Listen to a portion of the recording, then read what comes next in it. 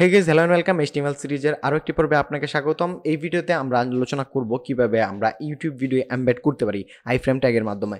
এর আগে আমরা আইফ্রেম ট্যাগটা ইউজ করে আমরা নরমালি একটা ওয়েব পেজ কিভাবে এমবেড করতে হয় আমাদের ওয়েবসাইটের মধ্যে বা আমাদের ডকুমেন্টের মধ্যে সেটা দেখিয়েছিলাম। আজকের ভিডিওতে আমরা দেখব কিভাবে একটা ইউটিউব ভিডিওকে আমরা এমবেড করতে পারি। তো সেটা করার জন্য আমরা যেটা করব, আমরা এখানে একটা ট্যাগ নিব আইফ্রেম নামে, অ্যান্ড দেন এখানে সোর্সে আমরা ইউআরএলটা, ওই ভিডিওর ইউআরএলটা দিতে হবে।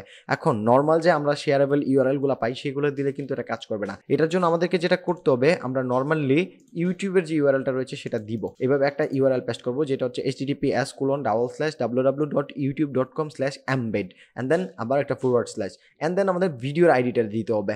তো আমি ভিডিও হিসাবে এখানে একটা ভিডিও সিলেক্ট করেছি, এই ভিডিওটা আমি দিতে চাচ্ছি লেটস সে। এখন এই ভিডিওর উপরে ইউআরএল বারে আপনি যদি একটু লক্ষ্য করেন তাহলে দেখবেন যে youtube.com/what_v এবং ইকুয়াল দিয়ে একটা আইডি রয়েছে। এই ইকুয়াল দেওয়ার পর যে আইডিটা রয়েছে এটা হচ্ছে ভিডিওর ইউনিক আইডি। তো আমি যেটা করব, জাস্ট এই ভিডিওর ইউনিক আইডিটাকে কপি করব। কপি করার পর আমরা কোড এডিটরে এসে এইখানে এমবেডের পরে এটাকে পেস্ট করে দিব, অ্যান্ড দেন সেভ দিচ্ছি। সেভ দেওয়ার পর আমরা কিছু এট্রিবিউট অলরেডি আলোচনা করেছি আইফ্রেমের মধ্যে কিভাবে আমরা এট্রিবিউটগুলো নিতে পারি উইথ হাইট কন্ট্রোল করার জন্য। তো সেক্ষেত্রে আমরা একটা উইথ দিয়ে দিচ্ছি, আমরা দিয়ে দিচ্ছি 1080 উইথ, অ্যান্ড দেন আমরা দিয়ে দিচ্ছি হাইট 720।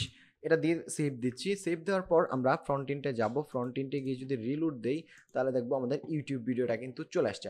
এখন কিন্তু চাইলে এখান থেকে এটা প্লে করে দেখতে পারবে। তো আমি আর প্লে করছি না। তো এই ছিল মোটামুটি আমাদের আজকের ভিডিও, এবং আজকের এই ভিডিওর মাধ্যমে আমি আমার এই HTML সিরিজটা কমপ্লিট করলাম। আজকের পর হয়তো বা আর HTML সিরিজের আর ভিডিও আসবে না, আমাদের CSS সিরিজের ভিডিওগুলো আসবে।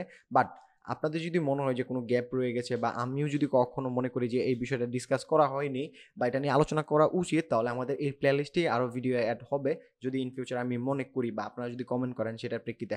তো আজকের ভিডিও এখানেই শেষ করছি। দেখা হচ্ছে পরবর্তী ভিডিওতে CSS এর সিরিজ টিউটোরিয়ালগুলোতে। সেই পর্যন্ত ভালো থাকুন, সুস্থ থাকুন, আল্লাহ হাফেজ।